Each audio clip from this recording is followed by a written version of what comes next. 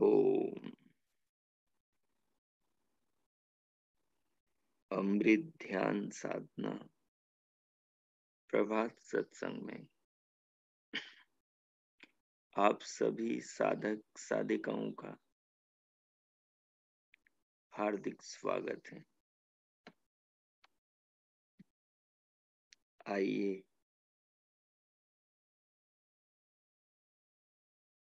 आज की इस ब्रह्म वेला में, ब्रह्म मुहूर्त में अमृत की साधना करें। अमृत की साधना के लिए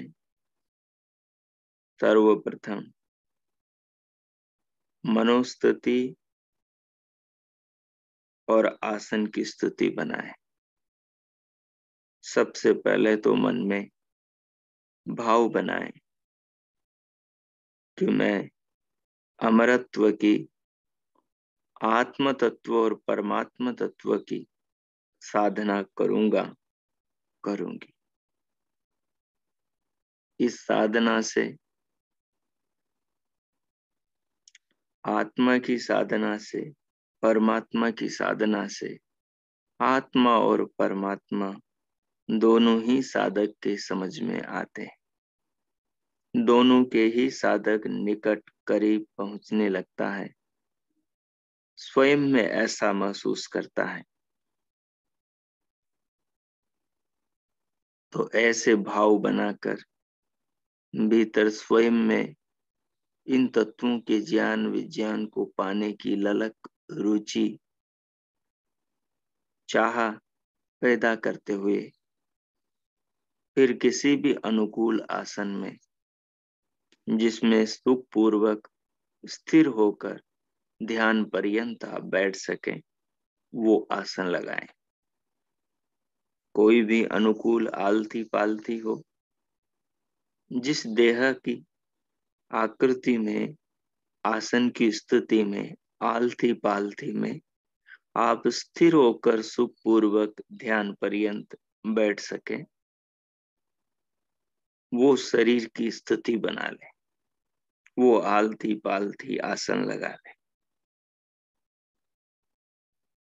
आसन पर बैठकर कमर, पीठ और गर्दन को सीधा करें, सीधा रखें पर सहज रखें। मेरुदंड में, रीढ़ की हड्डी में अकड़न न हो, कड़ापन न हो, सहजता हो। तदुपरांत दोनों हाथों की हथेलियों को गोद में रख लें, बाई के ऊपर दाई को रख लें, कटोरे की भांति बनाकर रख लें, अथवा दोनों हथेलियों को घुटनों के ऊपर कटोरे की भांति बनाकर जमा दें। जो ज्यादा सुविधाजनक, अधिक अनुकूल हो, वैसी स्थिति बनाएं।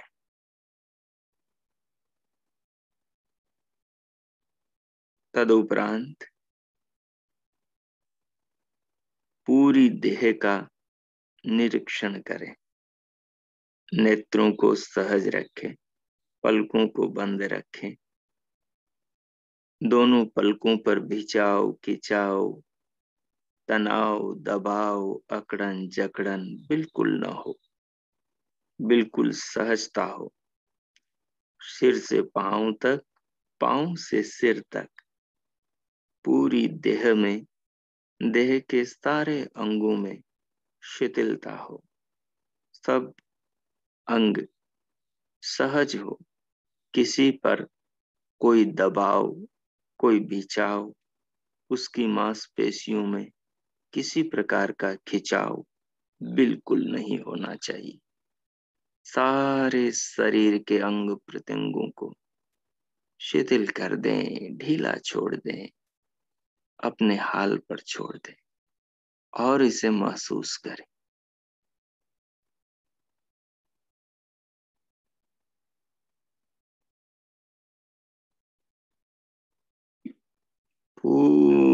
पूरी देह को सहज महसूस करें।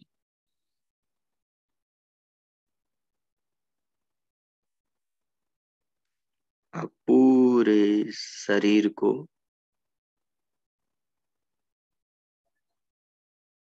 स्थिर और शिथिल करते हुए अब पूरी देह को महसूस करते हुए दोनों नासापुटों से, दोनों नथुनों से धीरे धीरे बाहर से भीतर श्वास ले। श्वास को लेते हुए उसे अनुभव करें। श्वास को अनुभव करते हुए सिर से पांव तक पूरे शरीर को अनुभव करें। चमड़ी से अस्थि तक, अस्थि से त्वचा तक पूरी काया को अनुभव करें। इसकी अनुभूति में डूबे। श्वास धीरे धीरे लें, अनुभव के साथ लें और उसकी अनुभूति के आनंद में, उसकी अनुभूति से मिलने वाले सुख में स्वयं को डुबोएं। उसमें स्वयं को तरबतर करें और उसे अनुभव करें। श्वास भर जाए, तनिक उसको रोकें। रोक कर भी स्वयं को, श्वास को, पूरी देह को अनुभव करें। थोड़ी देर रोक कर फिर थोड़ा पीछे से श्वास लेकर फिर धीरे धीरे छोड़ दें पूरे भीतर के प्रश्वास को। छोड़ते हुए भी पूरी देह को, स्वयं को, श्वास को, प्रश्वास को अनुभव करें। इस प्रकार 3-4 बार करें। शांत हो जाए, पूरे मस्तिष्क को शांत कर दें। कुछ भी विचार न करें। विचारने की, सोचने की कोई आवश्यकता नहीं। अनुभूति तो बिना विचारे होगी, श्वास की भी, देह की भी, स्वयं की भी। तो कीजिए। 5 मिनट में मौन होता हूँ। बहुत डूब कर गहराई से धीरे धीरे श्वास लें, थोड़ी रोकें, फिर प्रश्वास को छोड़ें। लेते, छोड़ते, रोकते हुए पूरी देह के साथ स्वयं को अनुभव करें। अगर मन हो, अनुकूल हो, तो साथ में भगवान के ओम नाम का भी मानसिक जप करें। मानसिक केवल मन में। और अनुकूल ना हो तो वो ना करें। केवल यही अभ्यास करें। कीजिए। मैं मौन होता हूँ। ओम।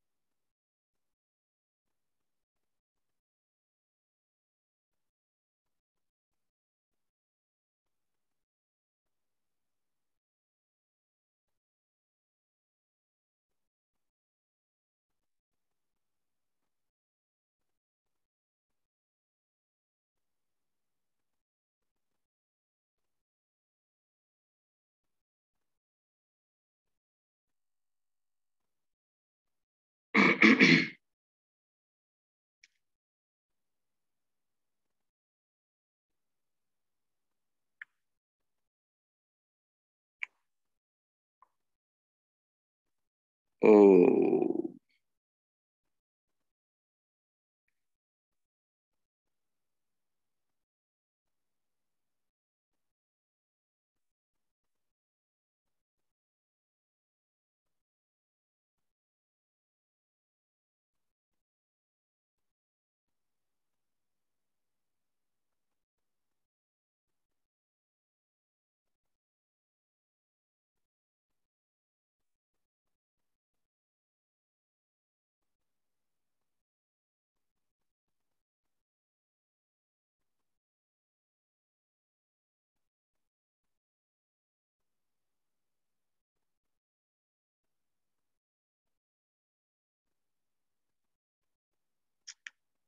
इस प्रयोग से जो आपको सुख मिला, शांति मिली, देह की अनुभूति हुई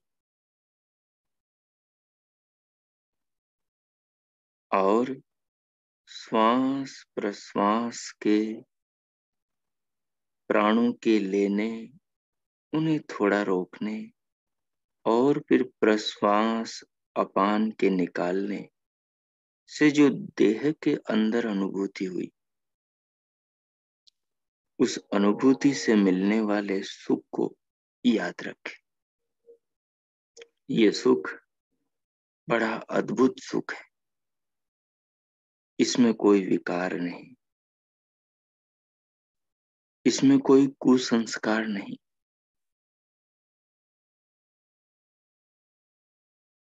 ये सात्विक सुख है, सत्व गुण का सुख है, जो भीतर देह में इन प्रयासों से, छोटे प्रयोगों से हमें प्राप्त होता है। इसके साथ आप भगवान के ओम नाम का भी मानस जप कर रहे थे। जब श्वास को लंबा गहरा लयबद्ध करके धीरे धीरे लेते हुए साथ में ओमकार का, प्रभु नाम का साधक जप करता है और देह को अनुभव करता है, तो उसकी अनुभूति अद्भुत शांति और सुख देने वाली होती।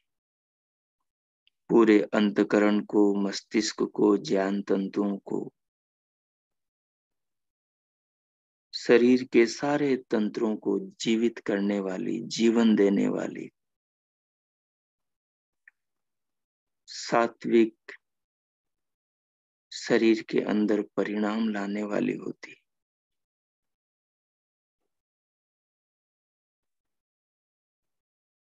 अब आगे यहां से आध्यात्मिक जीवन की शुरुआत के लिए एक चिंतन की धारा को आरंभ करेंगे। उस चिंतन की धारा की ये पहली कड़ी है, पहला भाग है।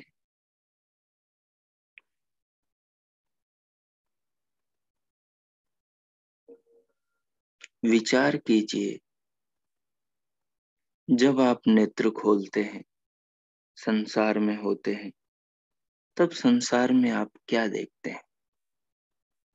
कितने तत्व आपको जगत में नजर आते हैं?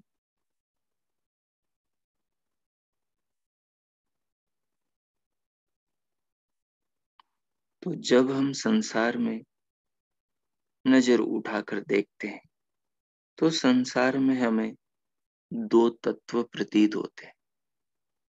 एक तत्व जड़ तत्व, दूसरा चेतन तत्व। जड़ तत्व ये पूरा का पूरा जगत कहलाता है।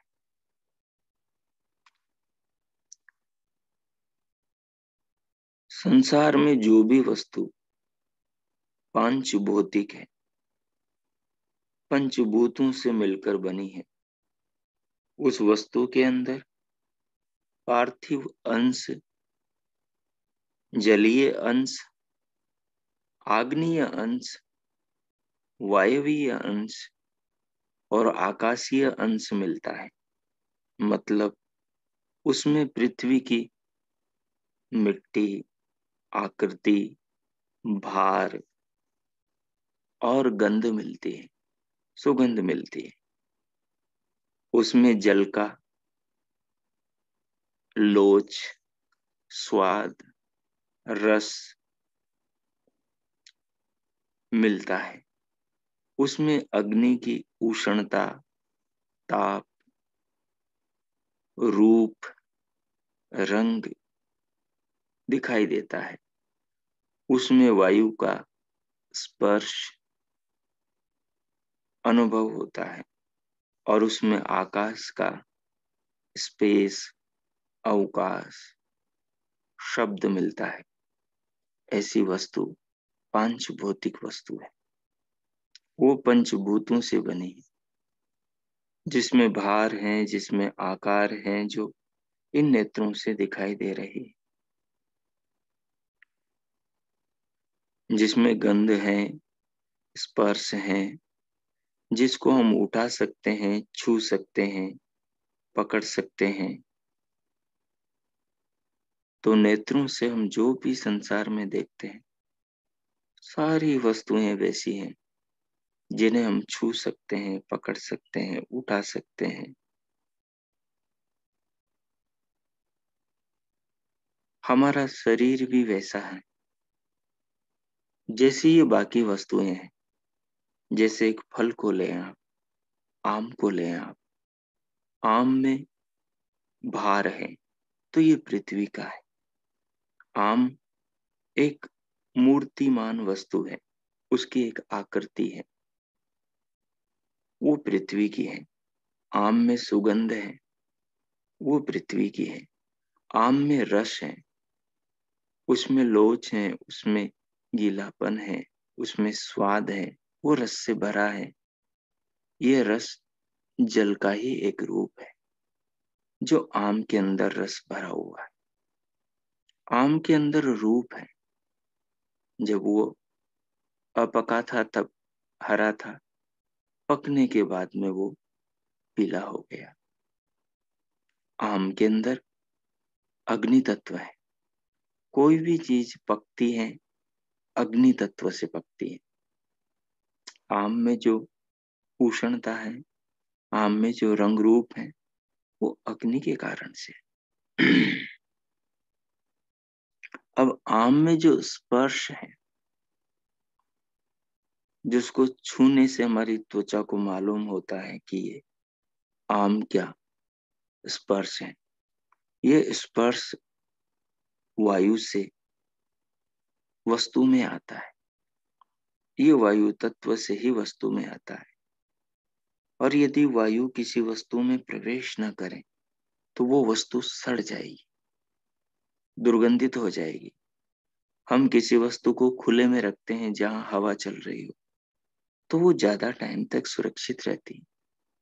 और हम किसी वस्तु को यदि बंद करके रखते हैं जिसमें हवा ही न जाए, ऐसे बर्तन में, तो वो बहुत जल्दी सड़ जाएगी। आम में वायु है और आम में स्पेस, अवकाश है, जिसमें वो सारा रस भरा है, जिसमें आम का गूदा है, गुठली है। तो पांचों भूत इस आम में है। जैसे आम में पांचों भूत हैं, वैसे ही संसार के हर खाद्य पेय पदार्थ में पांचों भूत है। जैसे आम में पांचों भूत है, खाद्य पेय पदार्थ में पांचों भूत है। इन्हीं खाद्य पेय पदार्थों को खाने से मनुष्य का शरीर बनता है। माँ बाप के शरीर की वृद्धि होती है। उनके शरीर में रस, रक्त, मांस, मज्जा, अस्थि, मेद करके सारे धातु बनते। उन्हीं धातुओं से माँ बाप के संग से एक नूतन नई आत्मा जो गर्भ में आती है, उसके लिए परमात्मा शरीर बनाता है। किससे बनाता है? इन्हीं चीजों से बनाता है जो खाद्य पेय पदार्थों में होती है। तो क्या होता है? पांच भूत होते हैं। तो उन्हीं पांचों भूतों से मनुष्य का शरीर बना। शरीर में भार है, आकार है, इसमें भी गंध दुर्गंध है। शरीर में रस है, रक्त है, मूत्र है, लोच है, गीलापन है, स्निग्धता है। देह की एक एक कोशिका जुड़ी है एक दूसरे से। ये सब जल की कृपा है। शरीर में स्पर्श है और शरीर में वायु है। संपूर्ण देह में प्राणों का भ्रमण हो रहा है। ये सब किसके कारण? वायु के कारण। और देह में टेम्परेचर है, देह में हीट है, गर्मी है, उष्णता है। ये अग्नि की है। शरीर में रूप है, रक्त में रंग है, मांस का रंग है, हड्डियों का रंग है। शरीर के अलग अलग पुर्जों का, शरीर के अंगों का, पार्ट्स का अलग अलग रंग है। ये सारा रंग और इनमें उष्णता अग्नि के कारण है, जो खाद्य पेय पदार्थों से गई है, जो माता के शरीर में देह के बनते समय माता की देह से बच्चे के शरीर के रूप में परिणत हो गई है। शरीर में वायु है, जो फल में थी वो बच्चे के शरीर में माता के शरीर से होकर चली गई। तो मनुष्य का शरीर भी पांच भौतिक है, जैसे वो आम पांच भौतिक है। अब मनुष्य का शरीर जैसे पांच भौतिक है, वैसे सारे प्राणियों के शरीर भी पांच भौतिक है। तो जितने भी पंचभूतों से बने पदार्थ हैं, ये सब जड़ है, क्योंकि कोई भी वस्तु बिना बनाए बनती नहीं। संसार में मनुष्य ने जितनी करामात करी, जितने चमत्कार करे, जितने अद्भुत पदार्थ बनाए, हम विचार करके देखें, कोई भी वस्तु बिना दिमाग के नहीं बनी है। उस वस्तु को बनाने में बनाने वाले ने खूब दिमाग लगाया है, खूब समय खपाया है, खूब उसको वैसा बनाने के लिए नाना शास्त्रों का, पुस्तकों का, अनुभवियों का ज्ञान अनुभव प्राप्त किया है। उसके बाद में यंत्रों से उस वस्तु का आविष्कार किया है। तो हम देखते हैं कि संसार में कोई भी वस्तु बिना दिमाग के, बिना योजना के, बिना अनुपात के, बिना संयोग वियोग के नहीं बनती।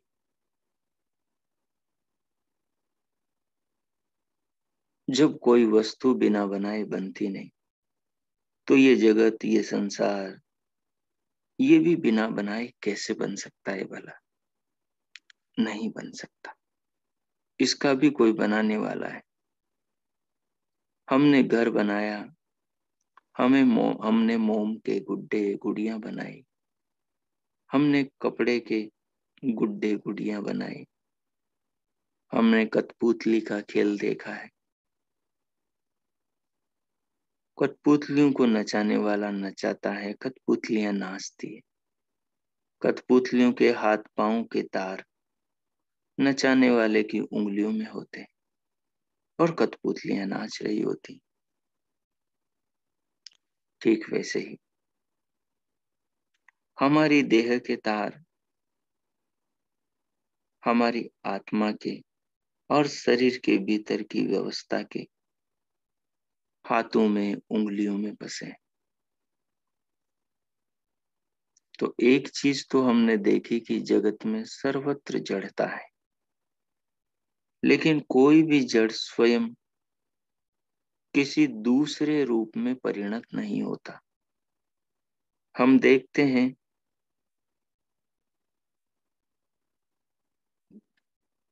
हम देखते हैं कि हजारों पहाड़ हैं दुनिया में, लेकिन वो पहाड़ कभी बदलते नहीं। हमने देखा अपने घर में दादा दादी के समय से मूर्तियां रखी हुई है, लेकिन वो मूर्तियां कभी बदलती नहीं, टस से मस नहीं होती। हमने मकान बनाया, हमने घर में कोई लोहे का वस्तु, कोई लोहे का पदार्थ, कोई बाल्टी भगोनी, कोई बर्तन लाए, लेकिन हमने देखा कि वो कभी बदला नहीं, वो ज्यों का त्यों है। ऐसा नहीं कि बाल्टी से मग बन गया हो, मग से भगोनी बन गई हो, भगोनी से कुकर बन गया हो और कुकर से थाली बन गई हो। ऐसा कभी नहीं होगा बिना बनाए। ये तो है कि भगोनी पुरानी हो गई है, घिस गई है, प्रयोग के कारण उसके परमाणु धीरे धीरे उससे झड़ झड़ के अलग होकर मिट्टी में मिलने लगे। तो संसार में जो भी जड़ वस्तु है वो बिना चेतन के अपने रूप को बदल नहीं सकती। बदल सकती है एक समय के दौरान, लेकिन वो जो स्वाभाविक रूप से जड़ वस्तु में बदलाव आता है, वो बदलाव आता है उसका विनाश की ओर गमन होता है। विनाश वाला बदलाव आता है, उसमें नूतनता या पुनर्सृजन, पुनर्निर्माण वाला बदलाव बिना चेतन के, बिना दिमाग वाले के, बिना बुद्धिमान के, योजना के, यंत्रों के नहीं बदलाव आता। तो दो बात स्पष्ट हुई कि संसार तो जड़ है, सारा जगत पंचभूतों से बना है, और इस सारे जगत को बनाने वाला वो नहीं जो फोन बना रहा है, जो स्टील के, तांबे के, लोहे के, सोने के आभूषण और बर्तन बना रहा है। वो तो नहीं जो मकान बना रहा है, गाड़ी बना रहा है, बस बना रहा है, बैलगाड़ी बना रहा है। आदमी की बनाई हुई चीजें अलग है। आदमी की बनाई चीजों में बेशुमार अकल का प्रयोग किया गया है, और वो सीधी नजर आती है। मोबाइल में देखो, कंप्यूटर में देखो, मोटरसाइकिल में देखो, आकाश में उड़ने वाले हवाई जहाज में देखो, समुद्र में चलने वाले पानी के जहाज में देखो, सब जगह बेशुमार बहुत अकल का प्रयोग किया गया है। लगातार अकल का सालों प्रयोग किया गया है, तब जाकर ऐसे आविष्कार, ऐसे यंत्र, ऐसे संसाधन बने हैं।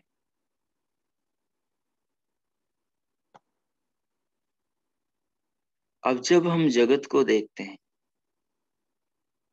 ऐसे आविष्कारों को करने वाले मनुष्य के शरीर को देखते हैं, तो हम पाते हैं कि इसके अंदर कितनी बुद्धि का प्रयोग हुआ होगा, इसके अंदर कितने दिमाग का प्रयोग हुआ होगा, कि मनुष्य कुछ भी खाता है, उसका रस बनता है, रक्त बनता है, मांस, मज्जा, अस्थि, मेद करके धातु, और ये निरंतर बनने की प्रक्रिया चलती रहती।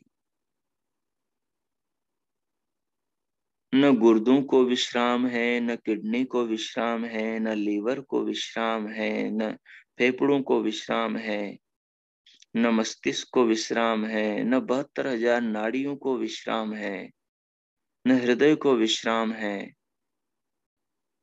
न देह में काम करने वाले मन को विश्राम है, न इंद्रियों को विश्राम है, न कर्म इंद्रियों को विश्राम है, न अहंकार को विश्राम है, न बुद्धि को विश्राम है, न चित्त को विश्राम है, न शरीर में काम करने वाले ऊतकों को, कोष्ठकों को, कोशिकाओं को, किसी को भी विश्राम नहीं, न प्राणों को विश्राम है।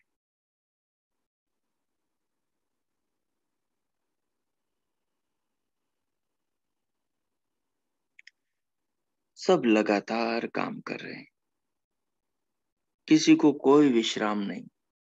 मनुष्य के शरीर को खोल कर यदि कोई देखे, या देह में बाहर से भीतर कोई झांक सके, तो वो देखेगा कि शरीर में कितने काम निरंतर चल रहे। देह के सारे अवयव, सारे पुर्जे कितनी गति से काम कर रहे हैं।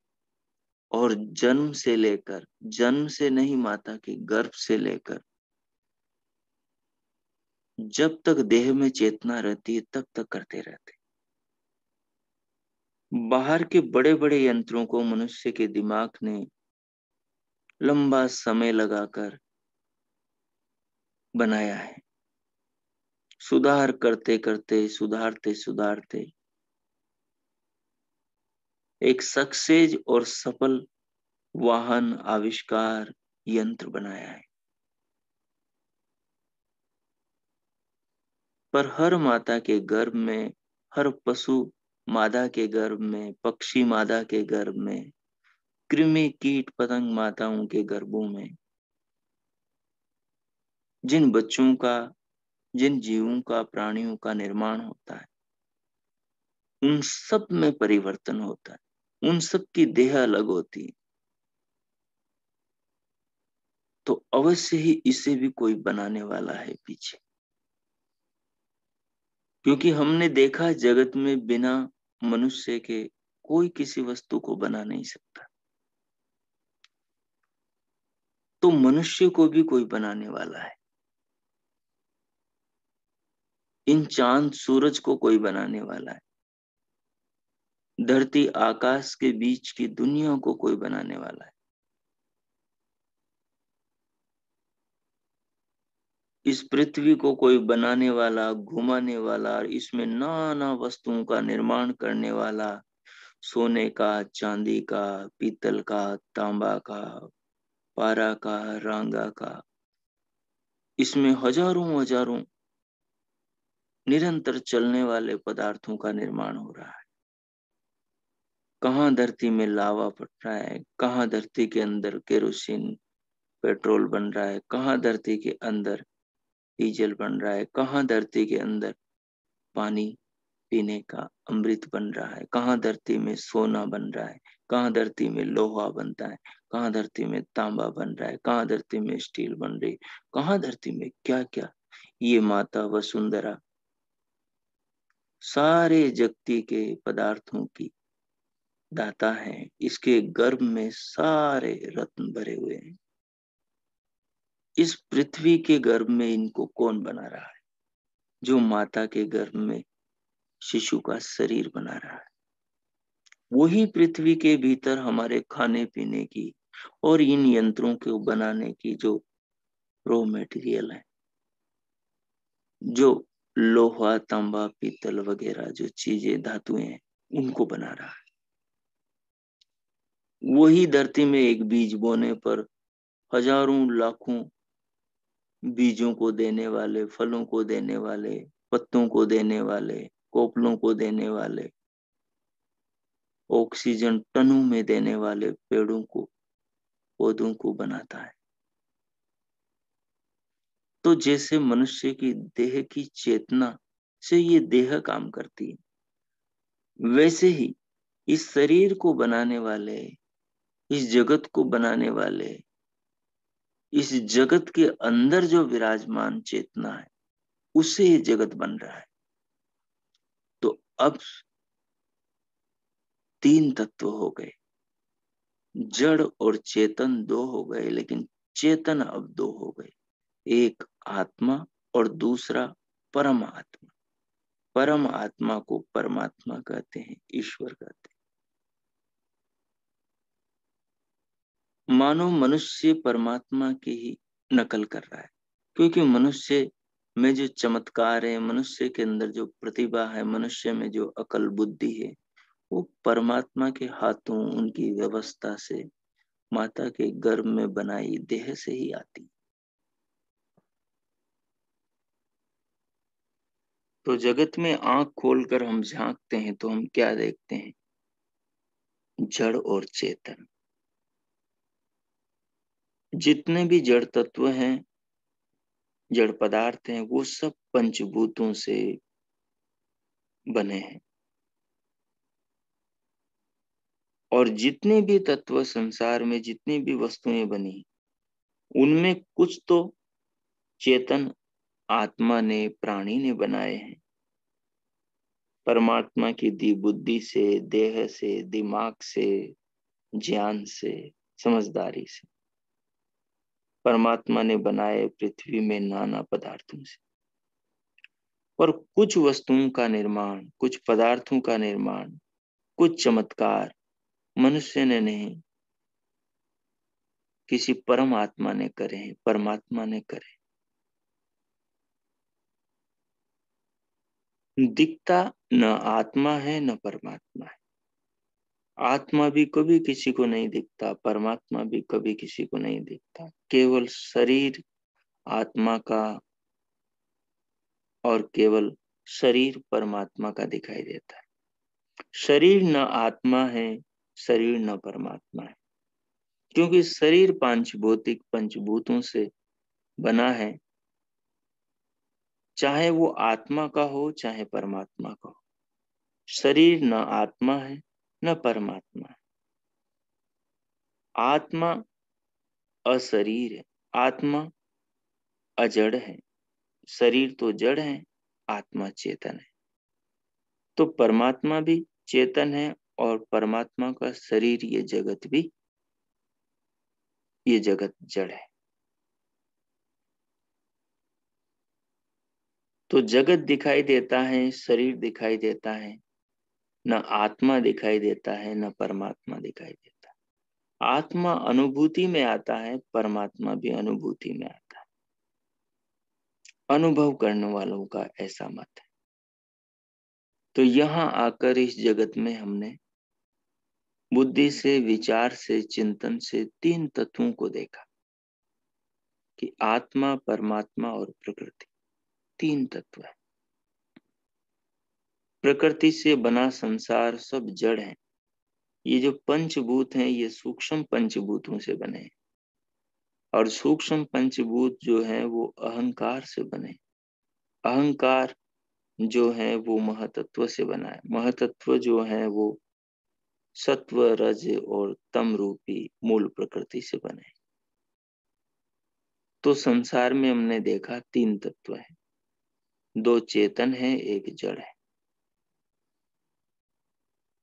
जड़ का कारण जड़ है और चेतन का कारण कोई नहीं है। चेतन स्वयं चेतन है, वो पूर्ण है। अब आगे 5 मिनट जो हमने अभी चिंतन किया, जो आपने समझा और महसूस किया, इस चिंतन को आप अपने मन से, अपनी समझदारी से इस जगत में अपनी दृष्टि से, अपने ज्ञान चक्षु से देखें और विचार करें। और इतने चिंतन को निखार करके अपने चित्त में, अपनी बुद्धि में धारण करें। अब मैं मौन होता हूं, 5 मिनट आप ये चिंतन करें। ओम कीजिए।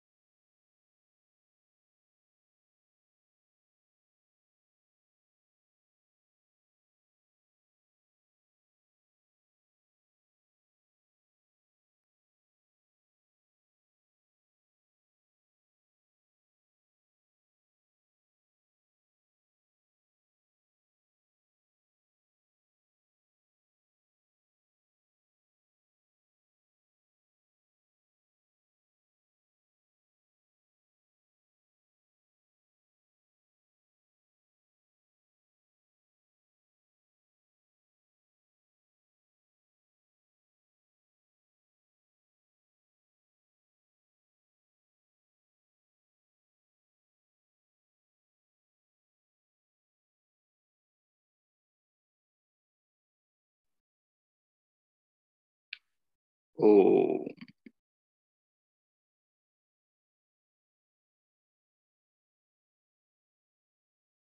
अब आपने जो मानस चिंतन किया है, ध्यान में बैठकर ज्ञान चक्षुओं से जगत में जो जड़ तत्व और चेतन तत्व पर विचार किया है, उस विचार को, उस चिंतन को अपने मानस पटल पर अंकित करें, अंतःकरण में उसे समाहित करें और प्रभु का धन्यवाद करें।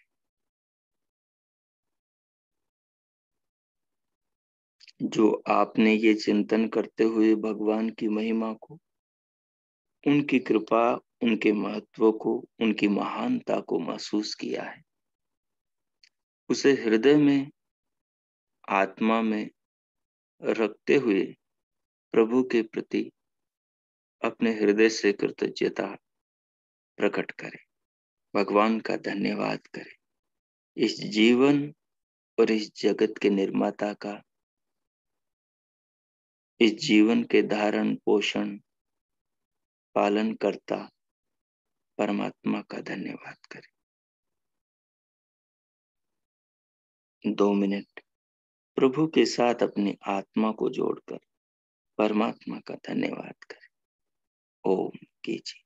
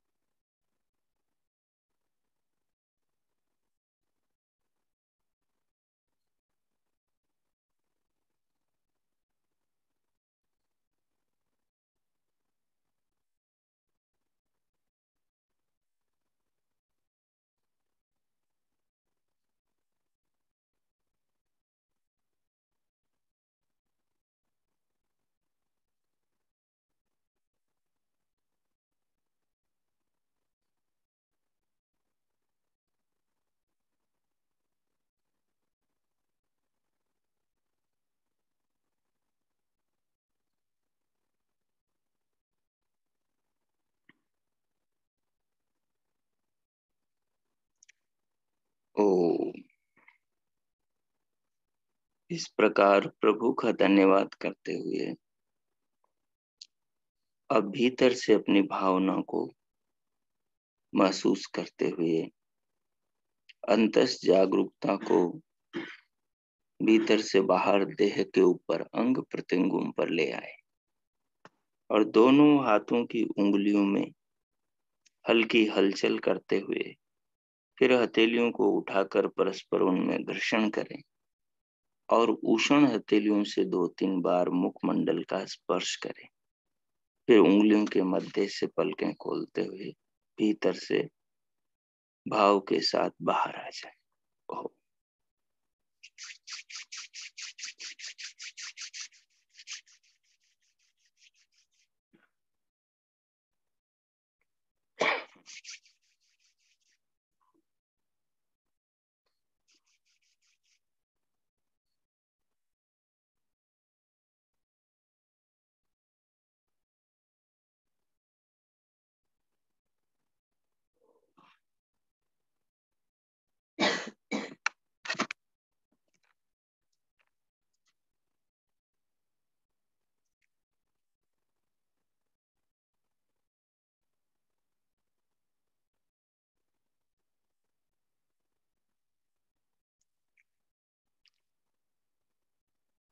ओम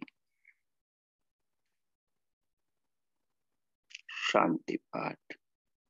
शांति पाठ के बाद में आपके जिनके भी जो प्रश्न हो, कुछ पूछना हो, शंका समाधान हो, वो आप कर सकेंगे। ओम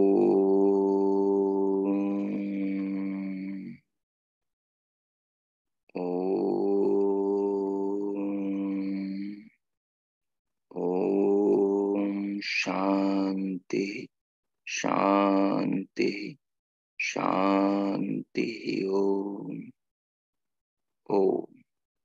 आप सबका दिन शुभ हो, मंगलमय हो। प्रभु सबका मंगल करें, सबको आत्मोन्नति की राह पर प्रेरित करें। सबके लिए प्रभु से बहुत बहुत शुभकामनाएं, मंगल कामनाएं। इति ओम शांति।